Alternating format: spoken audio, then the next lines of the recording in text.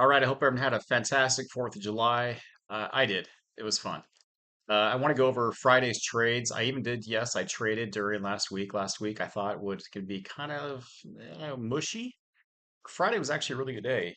Looking back at it, there was 24 trade opportunities in the 8-hour time period from 5 a.m. my time to 1 o'clock my time. And there was 24 trade opportunities, way more than I thought. And actually 13 good ones that, yes, you make, yes, all the rules said yes, take. Now, surprisingly, too, there was actually one loss. I haven't had a loss following these rules forever. So, yeah, that was frustrating on that side. But I still made that money back up that I lost, and then some. I switched another account and still made a bunch of money on that one too. So, today I want to go over 5 different trades with you so that we can identify some of the rules and get to know what I'm looking at too. Okay, so let's get right into it. I'm gonna go over to the graphs right here. The start of the day. Sorry for the making you a little dizzy here. I start my day right at 5 o'clock, and so the first trade I'm looking at is actually this one right here, which is 513. And this one's a fun trade because I want to point this out. I'm going to point it out again too. This is the third bar on the bottom, and I'm okay to take the third bar on the bottom. Usually, if it's one bar on or one cross on the resistance or the support lines, I avoid it. I've just lost too many times during that one. But if it's the third one, it's usually indicative that you're going to make money. And I'm going to show you two other spots besides that one where it made money. So I do want to point that out. So I'm comfortable taking the third bar past the resistance or support line. It's just one of the, because I needed to find a spot. Because sometimes you see one bar, 2 bars, but if it's 3 bars, three gold crosses, I say bars, 3 gold crosses, then yeah, definitely take it. So there's that one right there. And then at 522, you got in right here as well. I do want to point out that this blue cross just barely touched it and go all the way in, so that's good. 654 is the one I lost on.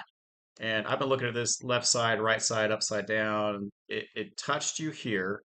And in that 1 minute, it shot up, ticks, and hit my stop loss, got me out. It kind of bummed me out that day because I was on a roll. So yeah, that was a loss right there. I don't know how to miss that trade, except that that's just one of them on occasion that you do lose. Yeah, sad day. Anyway, okay, going back through, I now I want to go back over to let's go over to 1124. Had a bunch of good trades in between.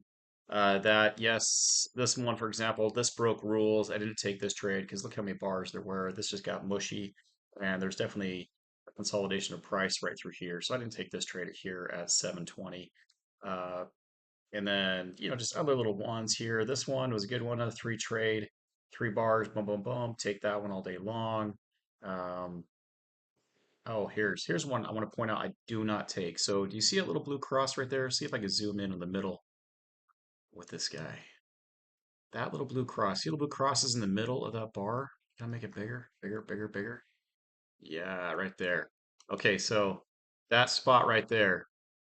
If it jumps up like that, then I sit out. I just wait it out. It's okay. It's too late because I missed the entry point. It's too far into the bar. You missed the entry point from where it needs to be. I'm not sure how much further it's going to keep going in my direction. And so I just decided just to sit those out. And there's a number of them today, on Friday that happened. And I think all of them but one worked out, which was kind of frustrating. So I'm like, oh, dumb rules, but guys, stick to my rules. Okay, so anyways, let me shrink this back down again, and then I want to show you just the last two at 11:24, 11:20, and one right at the very end of the 1 o'clock time period. So let's just kind of scroll through here. There's trades all around. Some are yeses, some are no, some broke the rules. Here's 11:24 trade. Again, we have 3 bars. Boom, boom, boom. Take that all day long. It worked out. Nice trade. This one at 11:50. Yeah, that was a no trade on that one. This was kind of a hairy mess. You could have stepped out of this one, still made money, but it worked out okay.